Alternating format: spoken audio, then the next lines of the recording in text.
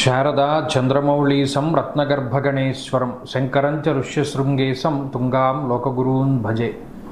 ఉభయ జగద్గురువుల యొక్క పాదపద్మాలకి నమస్కారం చేసుకుంటూ, అలాగే నాకు ఈ జ్యోతిష విద్యను నేర్పిన గురువర్యులు జ్యోతిష బ్రహ్మ కీర్తిశేషులు శ్రీ ఈరంకి సూర్యనారాయణమూర్తి గారు, సూర్యశ్రీ దైవజ్ఞి గారి యొక్క పాదపద్మాలకి నమస్కారం చేసుకుంటూ, ఓం శ్రీ మహాగణాధిపతే నమః, శ్రీ గురుభ్యో నమః, హరి ఓం. వీక్షకులందరికీ నమస్కారం. ఆగస్ట్ మాసమందు ఏ విధమైనటువంటి గ్రహస్థితి ఉండబోతూ ఉన్నది, అలాగే ఆగస్టు నెలలో ఉండేటువంటి కుజగ్రహ మార్పు లేదా శనేశ్వరుని యొక్క వక్రగతి ఫలితము లేదా రవిగ్రహ మార్పు ఇత్యాది ఫలితాలు ద్వాదశ రాశుల మీద ఏ విధమైనటువంటి ప్రభావాన్ని చూపించబోతూ ఉన్నాయి, లేదా ఆ నెల రోజుల పాటు ఏ విధమైనటువంటి గ్రహస్థితి వల్ల ద్వాదశ రాశుల వారు ప్రభావాన్ని పొందబోతూ ఉన్నారు అనేటువంటి విషయాన్ని చాలా క్లుప్తంగా ఈ వీడియో ద్వారా తెలుసుకునేటువంటి ప్రయత్నం చేద్దాం. ముఖ్యంగా ఈ శాస్త్ర సంబంధమైనటువంటి విషయాన్ని అతి పురాణ గ్రంథమైనటువంటి గోచార దర్శిని వంటి ఉత్కృష్టమైనటువంటి గ్రంథం ఆధారంగా పూర్తి శాస్త్ర ప్రమాణాలతోటి ఈ విషయాలన్నింటినీ కూడా చెప్పడం జరుగుతూ ఉన్నది. ముఖ్యంగా ఈ ఆగస్టు మాసంలో ఉండేటువంటి గ్రహస్థితిని గనక గమనిస్తే, ఆగస్టు 2వ తారీఖున ఉత్తరా నక్షత్రం 2వ పాదంలోకి శుక్రుని యొక్క సంచారము జరుగుతూ ఉన్నది. అనగా శుక్రుడు తన యొక్క నీచక్షేత్రమైనటువంటి కన్యలోకి ప్రవేశం చేస్తారు ఆగస్టు 2వ తారీఖు నుండి. తదుపరి మాసం అంతా కూడా ఆయన అక్కడే సంచారం చేస్తారు. అలాగే 3వ తారీఖున మృగశిర నక్షత్రం 3వ పాదంలోకి కుజుని యొక్క సంచారం జరుగుతుంది. అనగా మిథున రాశిలోకి కుజుని యొక్క సంక్రమణం జరిగి ఆ నెలంతా కూడా కుజుడు అదే రకంగా ఆయన సంక్రమణం చేస్తూ ఉంటారు. అలాగే 18వ తారీఖున సూర్యుని యొక్క మార్పు, ఇప్పటి వరకు కర్కాటక రాశిలోకి ఆయన యొక్క సంచారం సాగింది. 18వ తారీఖున కర్కాటక సంక్రమణాన్ని వదిలిపెట్టి ఆయన సింహరాశిలోకి ఆయన యొక్క సంక్రమణాన్ని ప్రారంభం చేస్తారు. అంటే 18వ తారీఖు నుండి మాసం చివరి వరకు కూడా రవి యొక్క గమనము అనేటువంటిది సింహరాశిలోనే ఉంటుంది. ఆ తదుపరి మాసం చివరిలో 23వ తారీఖున మఖా నక్షత్రం 1వ పాదంలోకి బుధుని యొక్క సంచారం జరుగుతుంది. అంటే ఈ మాసంలో చాలా రోజుల పాటు కర్కాటక రాశి అందే సంక్రమణం చేసినటువంటి బుధగ్రహము నెలాఖరులో 23వ తారీఖున సింహంలోకి మారుతారు.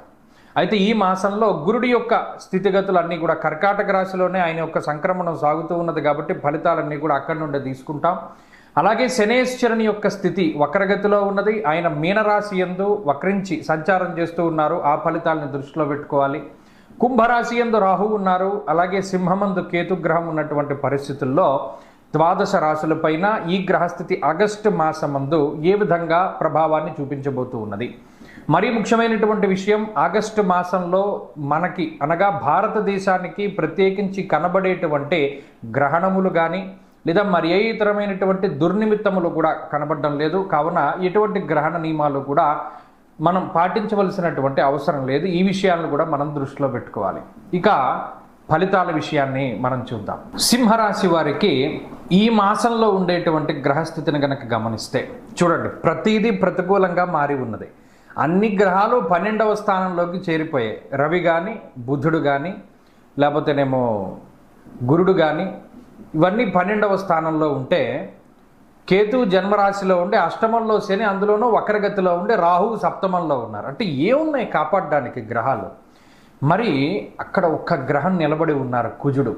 లాభస్థానమందు కుజుడు ఉన్నారు. సంతోషమర్ధలాభశ్చ అన్నారు.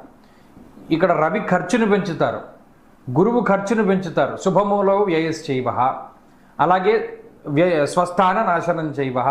మీరు ఉన్న చోట ఉండకుండా చేస్తారు ఒకరు, ఖర్చును పెంచుతూ ఉంటారు ఒకరు, లేకపోతేనేమో మానసికంగా మిమ్మల్ని కృంగదీసేటువంటి చర్యలు చేస్తూ ఉంటారు ఒకరు. ఒకే చోట ఏకాగ్రతని ఉంచనివ్వకుండా పలు రకరకాలైనటువంటి ఆలోచనల వర్షాన్ని కురిపిస్తారు ఒకరు. అలాగే ఆదాయ మార్గాల్ని పెంచుకుందాం అనుకుంటూ ఉంటే ఎక్కడికక్కడ దానికి గండి కొడుతూ ఉంటారు ఒకరు. అంటే ఇలా ప్రతి గ్రహము ఒక్కొక్క రకంగా ఇబ్బంది పెడుతూ ఉంటే నానా కార్య విరోధశ్చాత్ అన్నారు. ఇంకొకరు మరీ దారుణంగా అసలు ఏ పని ప్రారంభం చేయకుండా, ఏ పని ముందుకు సాగకుండా మానసికమైనటువంటి ఆందోళనని పెంచి పోషిస్తూ మిమ్మల్ని మానసికంగా కృంగదీస్తారు ఇంకొక ఆయన. మరి ఇన్ని గ్రహాలు మీ మీద ముప్పేట దాడి చేస్తూ ఉన్నప్పుడు భగవంతుడు బ్యాలెన్స్ చేస్తాడు ప్రపంచాన్ని. ఇన్ని గ్రహాలు ప్రతికూలంగా ఉన్న కుజుడు ఒక్కరు నుంచున్నారు. సంతోషమర్ధలాభశ్చ. ఆయన ఎలా మొదలుపెట్టారు? సంతోషము. ఇన్ని బాధలుంటే సంతోషం ఎవరికైనా ఉంటుందా? అంటే ఇన్ని బాధల్ని అధిగమించగలిగేటువంటి శక్తి మీకు కుజుడిస్తున్నారు. మనం దాన్ని అలా అర్థం చేసుకోవాలి. ఏమంటే ఇన్ని బాధలు ఉంటాయంటున్నారే, మళ్ళీ సంతోషమర్ధలాభశ్చ, ఇప్పుడే ఖర్చులు ఉంటాయన్నారు, మళ్ళీ అర్ధలాభశ్చ అంటున్నారంటే ఇక్కడ దాన్ని గమనించాలి. వాటిని అన్నిటినీ ఓవర్కమ్ చేయగలిగేటువంటి శక్తి కుజుడిస్తారు. ధైర్యమేకాదశగతే కుజే, విపరీతమైనటువంటి ధైర్యాన్ని ఇస్తాడు కుజుడు. అంటే ఎంత ధైర్యం ఉంటుంది అంటే, చాలాసార్లు చెప్తూ ఉంటాను, ఒక యుద్ధ రంగంలో సైనికుడు పరిగెడుతూ ఉన్నప్పుడు వాడికి ఎంత ధైర్యం ఉంటుందో అంత ధైర్యంగా ఉండనిస్తాడు. బాగా పైనుండి బంగీ జంప్ చేసేటువంటి వాడు ఎంత ధైర్యంగా ఉంటాడో అంత ధైర్యంగా ఉండనిస్తాడు కుజుడు. అంటే అంత మానసికంగా ధైర్యాన్ని ఇస్తాడు, దేన్నైనా ఎదుర్కొనగలిగేటువంటి శక్తి ఇస్తాడు.